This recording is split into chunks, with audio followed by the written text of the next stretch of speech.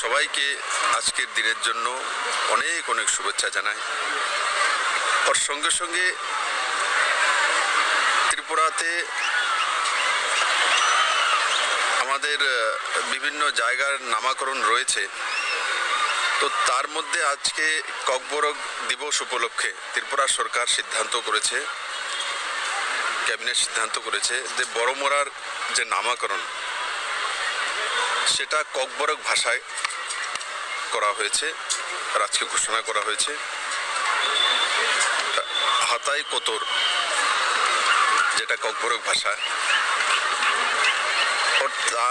তার জন্য করা হয়েছে ককবরক ভাষা দিবসকে সামনে রেখে সম্মান জানানোর জন্য সেই ভাষাকে নামকরণ করা হয়েছে। আর তার পেছনে বড়মোড়াই কেন বাঁচলাম, তার পেছনে তো কারণ আছে, আরও তো নাম ছিল। তার কারণ হচ্ছে আমাদের রাজ্যের যে লাইফলাইন, আমরা ন্যাশনাল হাইওয়ে আজকের দিনে 8 যে রয়েছে তাকেই বলি। তো আমাদের লাইফলাইনের মধ্যে সেই নামকরণটা হলে প্রত্যেক ত্রিপুরাবাসীর কাছে বা দুনিয়ার কাছে সেই নামটা পৌঁছে যাবে। তার জন্য বড়মোড়ার নাম ককবরকে নামাঙ্করিত করা হয়েছে। আর সঙ্গে সঙ্গে ত্রিপুরা জনজাতি উন্নয়ন, সেই দেশাতে রাজ্য সরকার 8,000 কোটি টাকার উপরে বাজেট বরাদ্দ করার জন্য স্পেশাল প্যাকেজে কেন্দ্র সরকারের কাছে পাঠিয়েছে। কেন্দ্র সরকার সেটাকে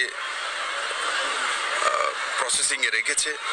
ও তার সঙ্গে সঙ্গে আমাদের রিয়াং শরণার্থীদের ঐতিহাসিক যে সিদ্ধান্ত নরেন্দ্র মোদী এবং অমিত ভাই শাহর, সেই ঐতিহাসিক সিদ্ধান্ত 600 কোটি টাকা প্যাকেজে তাদেরকে ত্রিপুরাতে স্থায়ীভাবে রাখা, সেটা একটা ত্রিপুরার জন্য বড় উপহার। আর সঙ্গে সঙ্গে এডিসিকে স্ট্রেংথেনিং করার জন্য বিধানসভাতে প্রাইভেট মেম্বার বিল এনেছেন আমাদের বিধায়কগণ, এবং তাতে 50টি সিট করার জন্য, ইনক্লুডিং নমিনেটেড 3 জন মহিলা সঙ্গে।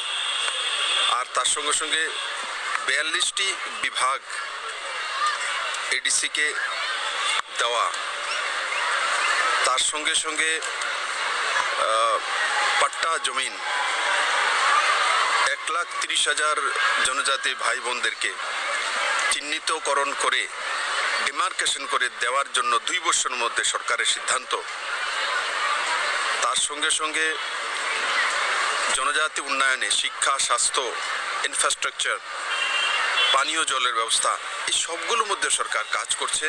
আমি আশা করি আগামী 23-এ যখন নির্বাচনে যাব ত্রিপুরাবাসীর কাছে, তখন জনজাতি উন্নয়ন কাকে বলে সেটা সামনে রেখে আমরা জনতার কাছে যাব এবং রিপোর্ট কার্ড সহকারে সারা ত্রিপুরা রাজ্যে প্রত্যেকটি বিধায়ক যারা ভারতীয় জনতা পার্টি বা IPFT থেকে